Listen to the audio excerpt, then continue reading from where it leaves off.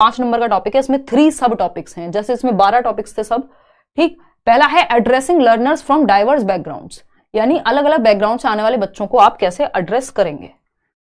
वंचित समूह एवं विविधताओं वाले बच्चे, एक बच्चा हो सकता है जो फर्स्ट जनरेशन लर्नर हो। लास्ट में दोबारा, अच्छा रूब्रिक पूछ रहा था कोई, देखो रूब्रिक्स की अगर मैं बात करूं, ये सेट स्टैंडर्ड्स होते हैं, सेट पैमाने होते हैं, सेट स्टैंडर्ड्स होते हैं कि आपको पता है इतने क्वेश्चन, इतने परसेंट क्वेश्चन पेपर में इजी आएंगे, इतने मॉडरेट आएंगे, इतने डिफिकल्ट आएंगे। ये क्या है?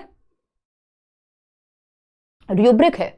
या फिर अगर इससे भी आसान एग्जांपल हमें समझना है, हमें पता है बोर्ड की कॉपी चेक होगी, तो एक रूब्रिक बना हुआ है कि अगर आपने इंग्लिश का जो पत्र या लेटर राइटिंग होती है, हिंदी में लेटर राइटिंग, सॉरी पत्र, तो आपको पता है अगर इंट्रोडक्शन ठीक से दिया है एक लाइन में, फॉर्मेट के नंबर इतने हैं, अगर हम बात करें ग्रामेटिकल मिस्टेक के इतने नंबर कटेंगे, यानी एक रूब्रिक है, एक सेट स्टैंडर्ड है, एक सेट पैमाना बना हुआ है कि फॉर्मेट है कि इसके नंबर, ये बेंचमार्क सेट है कि इतना किया हुआ है तो इतने नंबर है ना, ये इतने नंबर का, ये 2 नंबर का, ये क्वेश्चन इजी, इतने परसेंट मॉडरेट, तो वो एक सेट स्टैंडर्ड है, एक पैमाना है। ठीक है, आगे आते हैं। अब यहां पे अगर हम देखें, डेप्राइव्ड बच्चा कौन हो सकता है? जो वंचित है, किसी भी रूप में हाशिए पे है, चाहे वो जेंडर के आधार पे, चाहे वो सोशियो इकोनॉमिक यानी सामाजिक आर्थिक स्थिति के आधार पे कमजोर है कि वो उतना उसकी जो स्थिति है वो उतनी बेहतर नहीं है कि घर पे लोग पढ़े हुए हैं, या फिर आप उसके लिए कुछ स्पेशल क्लासेस का, ट्यूशन का इंतजाम कर रहे हैं, है ना, जिसकी खैर ट्यूशन की जरूरत आइडियली पढ़नी नहीं चाहिए, बट अब यही रियलिटी है कि स्पेशल क्लास की जरूरत कई बार, अब ऐसे तो कोचिंग की भी नहीं पढ़नी चाहिए, बट हमारा सिस्टम कहीं ना कहीं फेल होता है, तब जाकर के फिर आप जो अपना टीचिंग ट्रेनिंग्स में करके आते हैं उससे काम चलता नहीं है, पेपर सॉल्व होता नहीं है, यहाँ आप नोट्स पढ़ते हैं हो जाता है ना, तो कहीं ना कहीं सिस्टम फेल होता है। तो एड्रेसिंग लर्नर्स फ्रॉम डाइवर्स, एक तो डाइवर्स बैकग्राउंड, अलग अलग भाषाएं, अलग अलग संस्कृति वाले बच्चे होंगे, उनको सबको एक्सेप्टेड फील कराना है। दूसरा, वंचित फर्स्ट जनरेशन लर्नर हो सकता है, यानी जिसकी पीढ़ियों में कोई पढ़ने ही नहीं गया स्कूल, उसके माता पिता दादा दादी कोई नहीं गया, तो फर्स्ट जनरेशन लर्नर को ज्यादा समस्या होती है, उसके पास हेल्प नहीं है। मेरे भाई को कल को दिक्कत होगी, उसके पास हेल्प है, वो मदर से हेल्प ले सकता है, हिंदी का एग्जाम होता है मम्मी से पढ़ लेता है, दीदी से पढ़ सकता है, कोई दिक्कत हो मुझसे पूछ सकता है, इंटरनेट देख सकता है। तो ये क्या, ये फर्स्ट जनरेशन लर्नर को पास लेकिन ये वाला प्रिविलेज नहीं है, उसके घर पे कोई पढ़ा नहीं है ना, वो इंपॉर्टेंस उस लेवल पे शायद कई बार ऐसा हो सकता है कि समझे, या उसको उतना हेल्प नहीं मिलेगी जितनी वो बच्चा जिसके घर में सुविधाएं हैं या पढ़े लिखे हैं लोग, जो पहली पीढ़ी के अधिगम करता होते हैं, जैसे डॉक्टर एपीजे अब्दुल कलाम, उनके लिए स्ट्रगल ज्यादा होता है, हम ये मानेंगे। ठीक, लेकिन ऐसा नहीं ये पढ़ नहीं सकते बच्चे, ये बहुत अच्छा भी कर सकते हैं, आपको सपोर्ट करना होगा, आपको एज अ टीचर अपने मेथड में, और उनको स्पेशली एक्सेप्टेड महसूस कराना होगा, अलग थलग नहीं, हाशिए पे नहीं रखना उनको, क्योंकि सोशियो इकोनॉमिक स्टेटस, सामाजिक आर्थिक रूप से कोई बच्चा गरीब परिवार से आता है मान लीजिए, तो अब आप उसको भी इंक्लूडेड महसूस कराएं। तो डिसएडवांटेज जेंडर के आधार पे कि तुम्हारी जाति के लोग तो पढ़ते ही नहीं है, तुम्हारी भाषा बोलने वाले लोग तो खराब होते हैं, तुम तो उस स्टेट से आए हो, अरे बिहारी लोग तो खराब होते हैं, ये सब क्या है? ये गलत तरीका है, आप बच्चे को फटकार नहीं लगा सकते। डिसएडवांटेज्ड बच्चे का, डेप्राइव्ड बच्चे का, हर बच्चे को आपको साथ लेके चलना है। इंक्लूसिव एजुकेशन ये कहती है, जो इंक्लूसिव एजुकेशन का प्रिंसिपल है,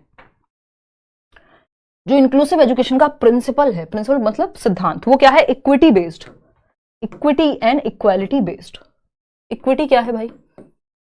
इक्विटी एंड इक्वालिटी बेस्ड, हर बार आता है ये question, equity and equality based, है ना? क्या है ये इक्विलिटी और इक्वालिटी बेस्ड? इक्विटी होती है समता। अभी मैंने आपको थोड़ी देर पहले बताया था कि गवर्नमेंट जॉब के फॉर्म भरने में यदि हम ये कह रहे हैं कि बिहार में लड़कियों को जॉब पे छूट है, मान लीजिए, मतलब जो रिजर्वेशन है, और अगर हम बात करें लड़कों को नहीं है, तो इसका मतलब क्या है? ये इनइक्वालिटी हो गई? नहीं, ये इक्विटी है, समता है। अगर हम मेट्रो ट्रेन में पहला डब्बा महिलाओं के लिए आरक्षित कर रहे हैं, तो वो इक्विटी है, समता है। अगर हम ये कह रहे हैं कि अगर लड़की फॉर्म भरती है एसएससी का, यूपीएससी का या किसी और का, तो या तो फीस कम है या बिल्कुल नहीं है, लड़कों को फीस देनी होती है। क्या है ये इक्विटी का प्रिंसिपल है कि इक्वालिटी की बात तो आप तब करोगे जब दोनों को बराबर अवसर दिए गए हों। अगर किसी एक वर्ग को, एक किसी कास्ट को भी, मान लीजिए रिजर्वेशन भी इसी थॉट पे बनाया गया है, किसी को पहले से दबा के रखा गया या उतने अवसर दिए ही नहीं है, तो पहले आपको उसको ऊपर लेके आना पड़ेगा। तो जब पहले ही हम देख रहे हैं कि लड़कियों को लोग पढ़ा नहीं रहे ज्यादा, या फिर उनको रोजगार में, जो अगर हम देखें तो लड़कियां ही जॉब छोड़ती हुई नजर आती हैं जब शादी होती है, लड़कों के केस में ऐसा नहीं होता, दोनों लोग अगर जॉब कर रहे हैं तो लड़की का जॉब छोड़ना स्वाभाविक सा हो जाता है। तो जब हमें ऑलरेडी पता है कि लोग रोजगार के लिए भेज नहीं रहे किसी एक पर्टिकुलर स्टेट में, या फिर वो लाइबिलिटी की तरह अगर देखी जा रही हैं कि तुम पे पैसा कौन खर्च करे, तो गवर्नमेंट अगर थोड़ा सा इक्विटी दे देगी, या गर्ल चाइल्ड के होने पे एक आपको पैसे मिल जाएंगे कुछ, या उनको छूट मिल जाएगी तो लाइबिलिटी की तरह देखा जाना बंद होगा, उनको इक्वालिटी की तरफ हम लेकर के आ पाएंगे। हाँ, बस में टिकट फ्री है दिल्ली में, वो भी इक्विटी का ही उदाहरण है ना। तो समता और समानता, इक्विटी बहुत जरूरी है, ठीक है। अगर देखा जाए तो चलिए बहुत बढ़िया, ज्यादा नहीं देखते हैं, नॉर्मल बातों पे आ जाते हैं, नहीं तो ये फिलोसॉफिकल बातें हो जाएंगी। देखिएगा, अगर हम देखें समानता, समानता है बराबरी के अवसर दिए आपने, है ना, बराबरी के अवसर दिए पढ़ने के लिए, यानी इक्वल अपॉर्चुनिटीज आपने दी। इक्विटी है नीड के आधार पे। अगर कोई बच्चा है जो व्हील चेयर से आता है स्कूल में, तो उसके लिए आप इंफ्रास्ट्रक्चर में अपने सिस्टम में चेंज करिए कि आपके स्कूल में एक रैंप भी हो, अगर बहुत ही एडवांस स्कूल है तो लिफ्ट भी हो, यानी हर बच्चे के लिए वो स्कूल है। या उस बच्चे को आप, उस बच्चे की क्लास, वो बच्चे जिनको दिक्कत है उनकी क्लास आप ग्राउंड फ्लोर पे लगाएं। एक बच्चा जिसको सुनने में दिक्कत होती है और उसकी आज रोटेशन में जो सीट पे बैठने का नंबर है वो पीछे आया है सबसे, तो आप उसको आगे बिठाइए, ये इक्विटी है ना। जो जिन बच्चों की हाइट ज्यादा है, ऐसा करते थे ना कई बार टीचर, हालांकि अब सबको रोटेशन का, आजकल तो रोटेशन सबको मौका मिलना चाहिए, तो वो ज्यादा हाइट वाले बच्चे थोड़ा पीछे से भी देख लेते हैं, उनको क्लियर दिख जाता है। तो अगर हम देखें नीड, हालांकि बस इस बात का ध्यान रखना है इक्विटी बायसनेस ना बन जाए, ठीक है ना। तो अगर हम देखें नीड, तो इक्विटी नीड के आधार पे होती है, इक्वालिटी बराबरी है। अब कोई कहे कि नहीं, अगर कोई मेल है, अगर हम देखेंगे तो आप उसमें देखेंगे, अगर शॉर्टपुट में जो गोला फेंक या जो डिस्कस थ्रो होता है, मैंने वो खेला है तो मुझे पता है, तो उसमें क्या है कि वेट जो है, जो गर्ल्स के लिए वेट होगा वो मेल वाले शॉर्टपुट से थोड़ा कम होगा, क्योंकि बायोलॉजिकली गर्ल्स अलग तरह से बनी है और बॉयज जो हैं या मैन वो अलग तरह से बने हैं। तो इसका मतलब ये नहीं हुआ यहां पे कि हम यहां पे इनइक्वालिटी कर रहे हैं, बल्कि ये इक्विटी है भाई। अगर ऐसा थोड़ी कि लड़कियों को फिर खेलना ही नहीं चाहिए, वो थोड़ा सा उस बात का ध्यान रखा हुआ है कि एवरेज स्ट्रेंथ क्या होगी। तो इक्विटी इंपॉर्टेंट है इक्वालिटी से भी ज्यादा कई बार, ठीक। तो आपको बच्चे की नीड को समझना होगा, वो केयर वाला एस्पेक्ट लाना पड़ेगा, ठीक है ना। इक्वालिटी है, जस्ट आपने वो वाला एग्जांपल मैंने बहुत बार दिखाया आपको कि एक बच्चा जिसकी हाइट कम है उसके लिए आपने एक प्लेटफॉर्म बनाया, एक बच्चा है जिसके लिए हाइट बहुत ज्यादा है उसके लिए भी एक सेम हाइट का प्लेटफॉर्म है, तीसरा बच्चा है जिसकी हाइट बहुत ही कम है उसके लिए भी सेम प्लेटफॉर्म है। तो आपको क्या करना है, जिसकी हाइट ज्यादा है भाई उसके लिए अगर प्लेटफॉर्म नहीं भी होगा तो भी वो देख पाएगा, ठीक है ना। तो ये इक्विटी है कि नीड के आधार पे आप चेंजेस लाते हैं। खैर ये चलता रहेगा, इक्विटी बेस्ड होती है और इक्वालिटी भी, दोनों को ध्यान में रखते हैं हम इंक्लूसिव एजुकेशन में। इंक्लूसिव एजुकेशन कहती है जैसे segregation is against the law of nature, यानी आप सेग्रीगेट मत करिए बच्चों में, अलगाव की भावना मत लाइए, आइसोलेट मत करिए, लेबल मत करिए उनको, फर्स्ट आता है ये, सेकंड आता है ये, लास्ट आता है ये, लेबलिंग नहीं चाहिए हमको, है ना। ये ठप्पा नहीं लगाना बच्चों पे कि तुम वीक हो, तुम तो बहुत ये हो, लेबलिंग नहीं करनी, ठीक। सेग्रीगेट, अलगाव, segregation is against the law of nature, मैंने नोट्स में भी लिखा हुआ है, जो आपको फ्री नोट्स डिस्क्रिप्शन बॉक्स में मिल जाएंगे। अलगाव, सेग्रीगेट नहीं करना, इंक्लूड करना है बच्चे को, हर तरह का बच्चा, चाहे वो गिफ्टेड बच्चा हो, चाहे वो गिफ्टेड कौन है, जिसकी क्षमता ज्यादा है, जो जल्दी सीख जाता है, समावेशन करना है हर बच्चे का। कोई हियरिंग इंपेयर्ड आ रहा है बच्चा जिसको सुनने में दिक्कत है, चलने में दिक्कत है, कोई बच्चा है जो क्रिएटिव है, कोई बच्चा है जो फर्स्ट जनरेशन लर्नर है, कोई डेप्राइव्ड बैकग्राउंड से आ रहा है, अगर जिसके घर पे मान लीजिए फर्स्ट जनरेशन लर्नर है, या सामाजिक आर्थिक रूप से पिछड़ा हुआ है, समाज ने उसको इज्जत नहीं दी, है ना। कुछ ट्राइब्स होती है ना, एक जगह से दूसरी जगह वो कहीं उनका घर फिक्स नहीं होता, तो उन बच्चों को भी तो साथ लेके चलना है, सबको एक्सेप्टेड महसूस कराना ये जरूरी है इंक्लूसिव एजुकेशन में। जैसे मदर नेचर, जो प्रकृति है, जब बारिश होती है तो गरीब अमीर कोई चल सकता है, कोई नहीं चल सकता, व्हील चेयर पे बैठा है, किसी को दिखता है किसी को नहीं दिखता, सबके लिए समान होती है बारिश, हवा सबके लिए सेम चलती है, धूप सबके लिए सेम पड़ती है। ये मत कहना छतरी लगा सकते हैं, गाड़ी की भी एसी में बैठ जाएंगे, नॉर्मली अगर आप देखें तो जब नेचर हमारे अंदर भेदभाव नहीं करती तो हमें भी नहीं करना चाहिए, ये थॉट लेकर के आती है इंक्लूसिव एजुकेशन। हर बच्चा सीख सकता है, आपको अपने मेथड में, अपने सिस्टम में चेंज करना है, इंफ्रास्ट्रक्चरल और एटीट्यूड में परिवर्तन करना है, टीचर्स और बच्चे दोनों को, जो बाकी बच्चे हैं वो भी उनको हीन भावना से ना देखें, ठीक। तो segregation is against the law of nature, ऐसा नहीं करना है कि स्पेशल स्कूल में पढ़ा दो जिस बच्चे को दिखाई नहीं देता, इनको ब्लाइंड स्कूल भेज दो। वो इंक्लूजन मतलब हम हर तरह के बच्चे को क्लास में पढ़ा सकते हैं, ये कहती है इंक्लूसिव एजुकेशन, विशेष प्रावधान के साथ। सिर्फ एडमिशन नहीं देना है, सिर्फ एडमिशन देना इंटीग्रेटेड एजुकेशन थी कि आपने ज्यादा चेंजेस तो किए नहीं अपने सिस्टम में और आपने जस्ट एडमिशन दे दिया, तो वो एक तरह से आप बच्चे को प्रताड़ित कर रहे हैं। इंक्लूसिव एजुकेशन बेटर है इंटीग्रेशन से, ठीक है ना। तो ये एक बेसिक सी बात है। तो हर तरह के बच्चे को, चाहे वो भाषा के आधार पर भिन्न हो, बैकग्राउंड के आधार पर, किसी भी आधार पर वो वंचित रहा है, तो आपको ध्यान में रखना है, एक्सेप्टेड महसूस कराना है बच्चे को। एक यूडीएल होता है, यूनिवर्सल डिजाइन ऑफ लर्निंग। ये इंक्लूसिव एजुकेशन के लिए बहुत महत्वपूर्ण होता है ना, सार्वभौमिक अधिगम डिजाइन या जो भी प्लान कह लो आप, यूनिवर्सल डिजाइन ऑफ लर्निंग कहते हैं हम उसको, यूडीएल बहुत यूज होता है इसमें आपकी इंक्लूसिव एजुकेशन में। तो यूडीएल का जब हम बात करते हैं तो इसमें लगभग हर तरह के बच्चे के अंदर पोटेंशियल क्या है, बैरियर्स क्या है, रुकावट कहाँ आ सकती है, फीडबैक कैसे देना है उसको, कौन से प्लानिंग के तरीके इस्तेमाल करने हैं, गोल्स क्या रखने हैं, हर बच्चे के लिए अलग गोल हो सकता है, असेसमेंट मेथड्स क्या रहेंगे, मटेरियल क्या यूज करेंगे आप। मटेरियल में हो सकता है एक बच्चा जिसको दिखाई नहीं देता उसके लिए ब्रेल लिपि यूज कर सकते हो, एक बच्चा जिसको हियरिंग इंपेयर्ड है, सुनाई नहीं देता, मशीन यूज कर सकते हो, उसको आगे बिठा सकते हो अगर थोड़ा भी वो सुन सकता है तो, एक बच्चा जिसको कम दिखता है उसको बड़ा लिख के दिखा सकते हो बोर्ड पे।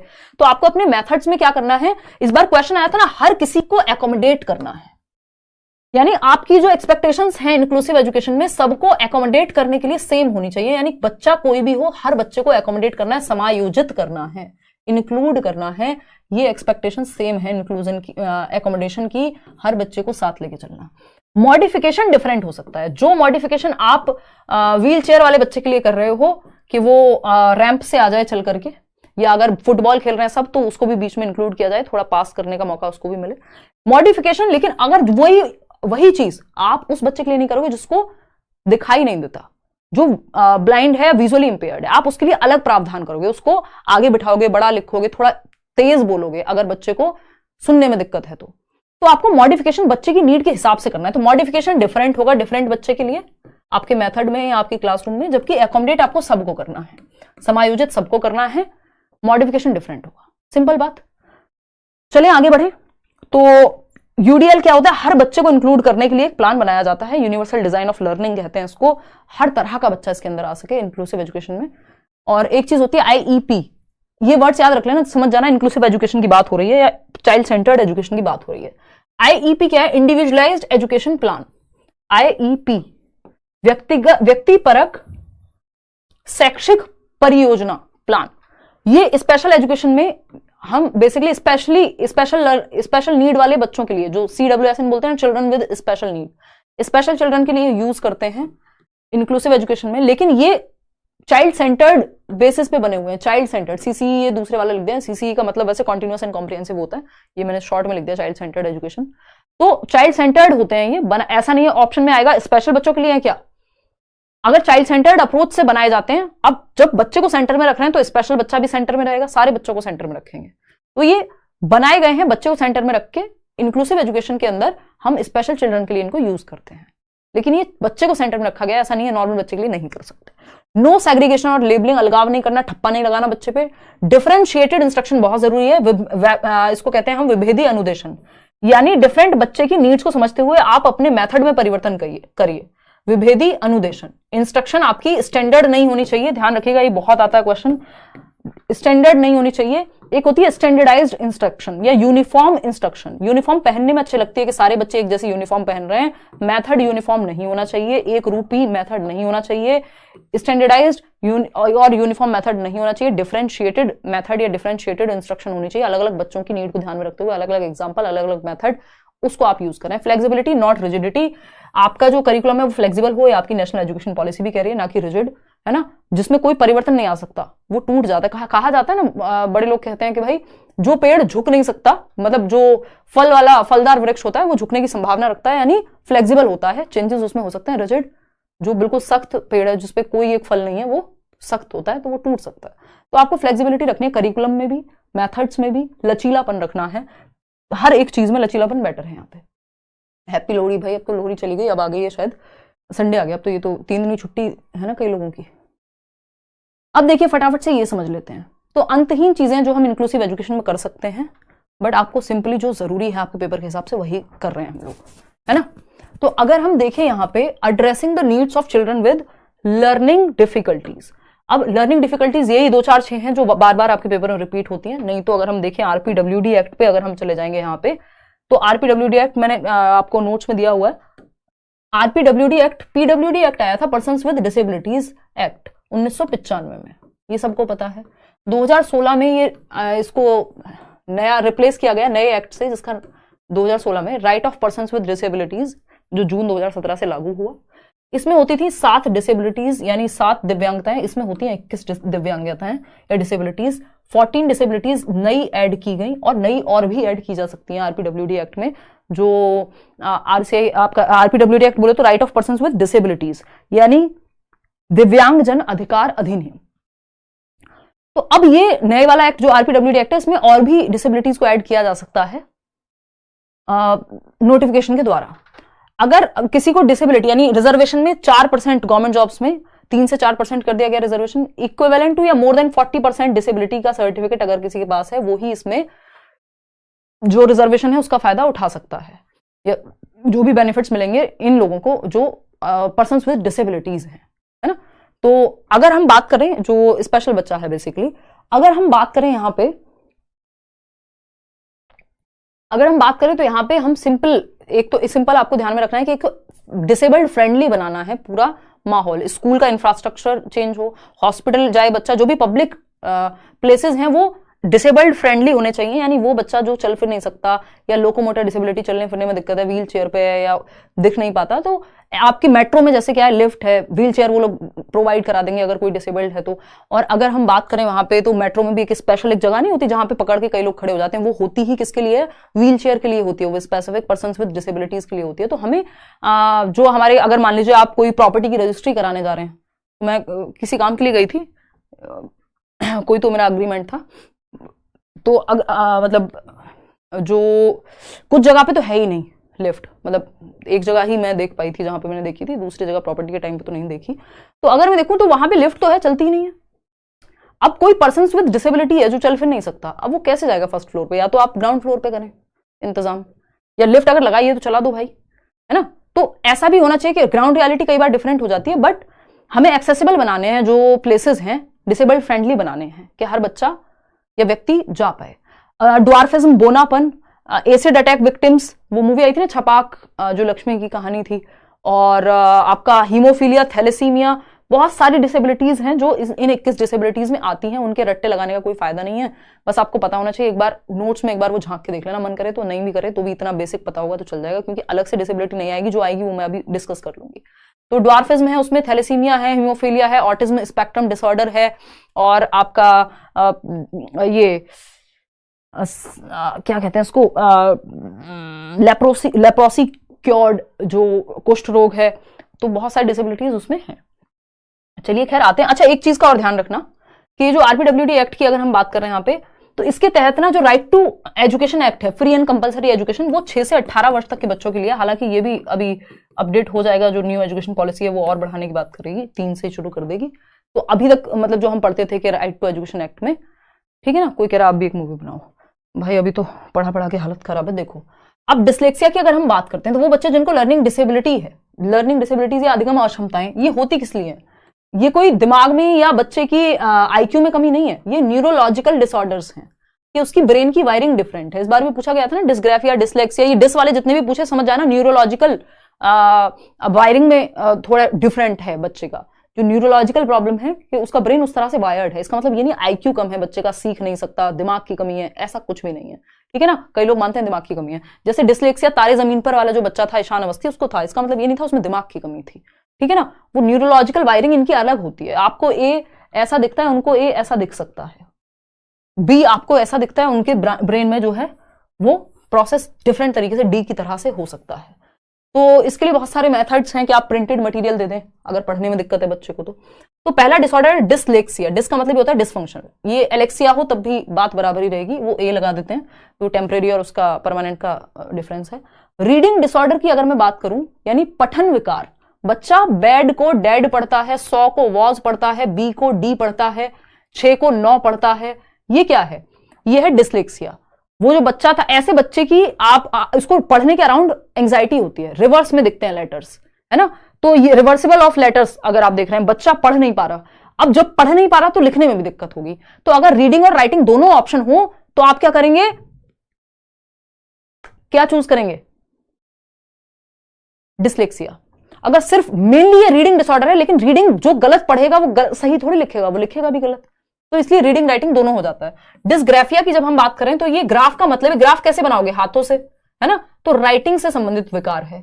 ये रीडिंग डिसऑर्डर था किसको? ईशान अवस्थी को। वो जो मूवी है तारे जमीन पर में, और वो एक टीचर हैं जो समझ पाते हैं कि हाँ भाई उसको लर्निंग डिसेबिलिटी है। नहीं तो सबको लग रहा था ये तो मजाक कर रहा है, क्योंकि बच्चे दिखते भी नॉर्मल हैं, ऐसी कोई इनको इंटेलिजेंस की भी दिक्कत नहीं है। बट वो बच्चा पढ़ने के अराउंड जब उसको खड़ा किया जाता था क्लास में, अगर आपने मूवी देखी है, तो वो बहुत एंग्जाइटी महसूस करता था। तो पढ़ने के अराउंड इनको दिक्कत होती है। राइटिंग डिसऑर्डर, और पढ़ने की वजह से लिखने में भी दिक्कत होगी। डिसलेक्सिया वाला बच्चा लिखेगा भी सही नहीं, लिखेगा भी गलत। डिस्ग्राफिया की अगर मैं बात करूं तो डिस्ग्राफिया राइटिंग से मेजरली संबंधित है, जैसे डिसलेक्सिया रीडिंग से मेजरली संबंधित है, बट राइटिंग में भी दिक्कत आएगी। तो डिस्ग्राफिया में राइटिंग संबंधी विकार होता है इलेजिबल राइटिंग, यानी डॉक्टर्स वाली राइटिंग होती है। इलेजिबल राइटिंग बोले तो यानी पढ़ने योग्य ही नहीं होती इनकी राइटिंग। अगर आप इनकी नोटबुक देखने लगेंगे आपको लगेगा कीलम काटी, पता नहीं क्या हो रहा है, आप पढ़ नहीं पाएंगे। अभी डॉक्टर्स को भी खैर शायद कहा है ना, उड़ीसा में कोई तो वो आया है कि कोई जजमेंट है कुछ कि भाई डॉक्टर्स को कहा गया या तो कैपिटल लेटर्स में लिखो या लेजिबल हैंड राइटिंग में लिखो। लेजिबल क्या होता है? पढ़ने योग्य। जो पढ़ने योग्य नहीं है वो इलेजिबल है। तो इलेजिबल राइटिंग किसकी होगी? डिस्ग्राफिया वाले की। वो आप पढ़ नहीं पाएंगे, वो आप पढ़ नहीं पाएंगे, है ना। चलिए आते हैं, ये शुरुआत में पता लग जाता है, ऐसा नहीं है अब आप 20 साल के हो गए तब पता लगेगा डिसलेक्सिया, है ना। डेवलपमेंटल डिसऑर्डर्स की जो चीजें, ये लर्निंग डिसेबिलिटी है, खैर वो शुरुआत में जीवन के आपके 5-10 साल तक पता लग जाता है। कोई कह रहा 5 मिनट का ब्रेक, बिल्कुल नहीं मिलेगा ब्रेक, चलते रहने दो, है ना। ज्यादा बचा नहीं है ये वाला टॉपिक। जैसे ये यूनिट खत्म होगी ना इंक्लूसिव एजुकेशन, फिर उसके बाद ब्रेक दे देंगे। उसके बाद तो इतने इंटरेस्टिंग टॉपिक्स हैं, मैंने इतनी पिक्चर्स वगैरह लगाई है, मजा आएगा आपको। डिसकैलकुलिया की अगर मैं बात करूं तो कैलकुलेशन मतलब मैथ्स से दिक्कत है, मैथमेटिक्स में दिक्कत होगी, कैलकुलेशन डिसऑर्डर है। गुणा की जगह एडिशन, एडिशन की जगह गुणा, ये सब मतलब कैलकुलेशन में प्रॉब्लम होगी, डिसकैलकुलिया। डिस्फेजिया है या अफेजिया है लैंग्वेज कॉम्प्रिहेंशन, भाषा को समझने में, इसको कम्युनिकेशन में दिक्कत होगी इस बच्चे को जिसको डिस्फेजिया है। भाषा को यूज करने में और भाषा को समझने में, यानी जो मैं बोल रही हूं वो समझने में दिक्कत होगी और अपनी बात को समझाने में दिक्कत होगी डिस्फेजिया वाले बच्चे को। डिस्प्रैक्सिया होता है, प्रैक्सिया है मोटर एक्टिविटीज वाला डिसऑर्डर, बच्चे को टाई लगाने में, शू लेसेस बांधने में, बटन अप करने में, जो शर्ट है उसको, ये सब दिक्कत, बटन लगाने में बेसिकली दिक्कत होगी। तो मोटर एक्टिविटीज जो आपकी बेसिक पेन से पकड़ के लिखने में भी, डिस्प्रैक्सिया वाले बच्चे को भी और राइटिंग की प्रॉब्लम हो सकती है। क्यों? क्योंकि उसका रीजन अलग है, क्योंकि वो पकड़ नहीं पा रहा, उसकी जो मोटर स्किल्स हैं वो ठीक से वर्क नहीं करती हैं। तो मोटर एक्टिविटीज का डिसऑर्डर है डिस्प्रैक्सिया।